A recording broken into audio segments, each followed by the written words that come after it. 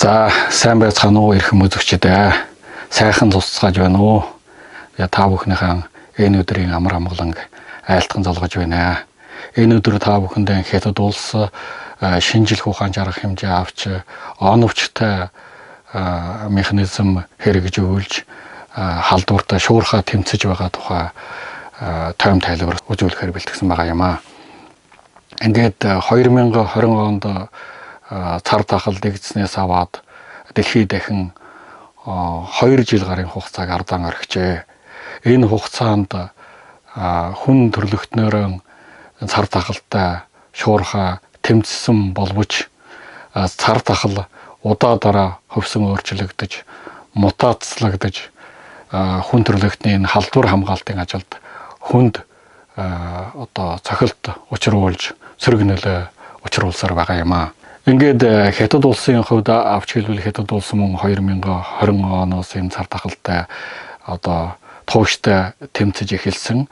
Ингээд энэ 2 жил гарын хугацаанд маш олон туршлага хоримтлуулж дэлхийн хэмжээнд Хятад улс бол энэ цар тахалтай тэмцэх талаар нэлээд сайн амжилтыг үзүүлсэн орны тоонд орох ёстой гэж үзэж байгаа юм аа. За ингээд энэ 2 жил гарын хугацаанд энэ коронавирусын энэ мутац бол альфа, бета, гамма, дельта, омикрон гэх мэт олон зүйлийн хувилбараар хөвсөн өөрчлөгдөж удаа дараа бол энэ цар тахлын шин давлгаануудыг үүсгэж байгаа юм аа.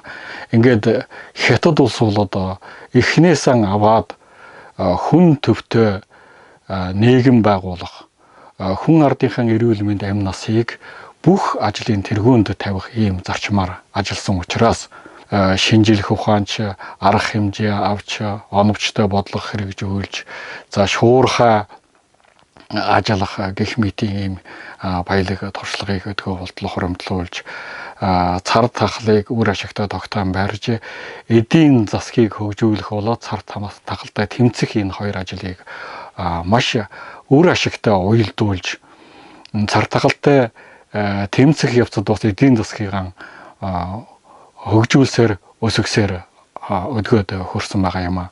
Ингээд сүүлийн үед энэ Хятад улсад энэ омикроны давлгаа дахиж дэгдэж байгаатай холбоотойгоор зарим улс орны хэвлэл мэдээллүүд Хятад улсыг дэндүү хатуу ийм халдвар хамгааллын бодлого хэрэгжүүлж байна, хүний эрхийг зөрчиж байна гэх мэтээр гүйтгэж ингээд харлуулах ийм хандлага гарч ирж байгаа юм аа. Үүнд холбогдуулаад заавал өнөөдөр энэ нэвтрүүлгийг хийж Хятад улс яагаад цар тахалтай шуурхай тэмцэж шинжлэх ухаан арга хэмжээ авч оновчтой бодлого хэрэгжүүлж байгаа юм бэ гэдгийг тайлбарлах хэрэг гарч ирж байгаа юм аа. Ингээд Хятад улсын хувьд бол 9 сая 600 мянган хавтгай дөрвөлжин километр өргөн удам нутаг дэвсгэртэй тэрбум 400 сая гаруй хүн амтай.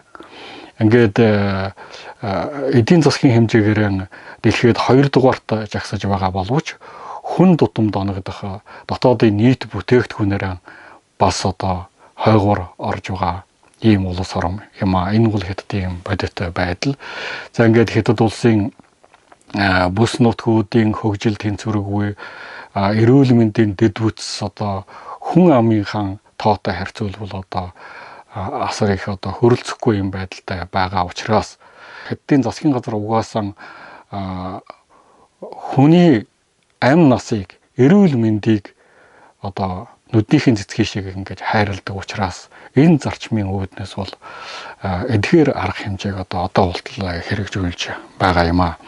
Ингээд ер нь эрүүл мэндэ алдвал бүхнийг алдсантай тооц гэж сайхан үг байдаг. Энэ үг бол Хятадын засгийн газрын хэрэгжүүлж байгаа.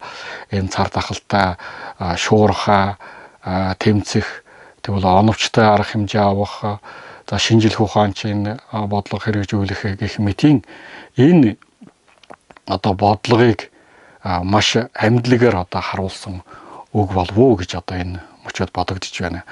Тэгэхээр нь ямар арга замаар халдвартай тэмцэж байгаа юм бэ гэж та бүхэн мэдээж сонирхож байгаа. Энэ гурван талын одоо арга хэмжээг дурдах ёстой. Нэгдүгээрт нь одоо шинжилгээнд хамруулах, PCR шинжилгээ гэх мэтийн шинжилгээнд хамруулж одоо онож тогтоох. Энэ бол хамгийн түрүүний ажил. Хоёрдугаарт нь халдварын их үүсвэрийг шуурхаа мөрдөн тогтоож таслан зогсоох ийм арга хэмжээ. Гуравдугаарт нь одоо шат хувааж, дис хувааж ингэж удирдан хамаарах ийм ажил байдаг. Энэ бас одоо маш чухал ажил байгаа юм а. Энэ гурван талын ажлыг ингээд дүгнээд хэлэхэд бол одоо шинжилгээнд хамрагдахыг та бүхэн бүгдээрээ мэдж байгаа. Энийг одоо илүү ярих хэрэггүй байх. За тэгээд энэ халдварын их үүсвэрийг шуурхаа мөрдөж, илрүүлж, хавталт, шууд хавталт, дам хавталтыг тогтоож, таслан зогсоох энэ одоо ажилч гэсэн одоо дэлхийн хэмжээнд бараг л адилхан байдаг. За ингээд дис хувааж, шат хувааж удирдан хамаарах гэдэг бол одоо хятад улсын хувьд бол маш оновчтой юм арга хэмжээ байгаа юм. Жишээлбэл энэ халдвар үүссэн газрыг эрсдлийнх нь хэмжээгээр өндөр эрсдэлтэй бүс, дунд эрсдэлтэй бүс, бага эрсдэлтэй бүс гэж одоо гурван бүс хуваагаад тэгээд гурван зүйлийн одоо энэ шатанд бол адил бус ийм халдвар хамгаалтын бодлого одоо хэрэгжүүлсэн учраас эдгээр арга хэмжээ нь бол хамгийн бага үн өртгөөр хамгийн их амжилтыг олох ийм үр дүнд хүргэж байгаа юм а. Энэ бол хятадын одоо халдвар хамгааллын чухал нэгэн бодлого байгаа юм а гэж хэлэх ёстой. Жишээлбэл одоо хятад улс өөрөө вакциныг маш түргэн шуурхаа судлан уйлдаж хүн амынхаа 90% вакцинд бүрэн тунд нь хамруулж за тэгээд энэ халдвар хамгаалтын үнэлгээний програм гэдэг програмыг маш түргэн шуурхаа зохион бүтээж хүн болгоны гар утсанд суулгаж хүн амын шилжилт хөдөлгөөний явцад энэ цар тахлын байдлыг одоо цагийн эмэгтэй хяндаг болсноос бол энэ хятадын энэ халдвар хамгаалалт шуурхаа тэмцэх халдварыг шуурхаа дарж авах энэ бодлогод одоо маш их үр дүнгээ өгсөн юм ажиллагаа болж байгаа юм а. За ингээд бид бол энэ цар тахлын үед одоо эхнээсээ аваад одоо болтол өргөлж одоо амандан уяатай нэг хэдэн үг байдаг. Жишээлбэл амны хаалтаан зүгээрээ, гараан сайхан ари удахж угаагаарай, зайгаан бараарай гэдэг. Эдгээрээс гадна одоо саяын миний хэлсэн энэ хятад улсын авсан арга хэмжээнүүд бол үр дүнгээ өгч ийм учраас хятад улс бол хүн ардан дээд хэмжээгээр хариуцах хүний амьнаас эрүүл мэндийг өөрийнхөө одоо нүдний цэцгийн мэт хайрлах ийм үүднээс саяын дурдсан энэ баялаг туршлагуудыг хоримтлуулж үүнийхээ үндсэн дээр халдвар хамгаалтын ажлыг амжилттай өрнүүлж эдийн засгийнхаа хөгжлийг хэвээр байлгаж хүн ардынхаа амжиргааг хэвээр байлгаж за жишээлбэл одоо сүргийн дархлаа гэгчийг одоо хэрэгжүүлсэн Америкийн нас барсан хүний тоотой харьцуулах юм бол хятад улсын халдвараас болж нас барсан хүний тоо бол одоо бараг тэнгэр газар шиг зөрөөтэй байгаа юм. 300 сая хүн ардтай Америк улс энэ 2 жил гарын хугацаанд бол энэ халдварын улмаас нас барсан хүний тоо бол сая гараад явж байгаа. Хэрвээ хятад улс Америк шиг юм одоо энэ халдвар хамгааллын ажилд хайнга хандаж үл ойшоосон байдалтай ингэж хандаж ирсэн бол тэрбум 400 сая хүн ардтай хятад улсад хичнээн хүн одоо нас барах байсан болоо гэдгийг одоо төсөөлөх аргагүй байгаа юм а.